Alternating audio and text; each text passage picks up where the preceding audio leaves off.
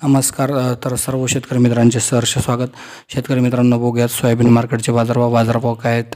उदगीरमध्ये 4,501 रुपये, कमीत कमी तर जास्तीत जास्त 4,572 रुपये मार्केट या ठिकाणी पाहायला मिळत आहे. यानंतर जर बघितलं तर जे माजलगावमध्ये जास्तीत जास्त 4,500 रुपये मार्केट पाहायला मिळत आहे.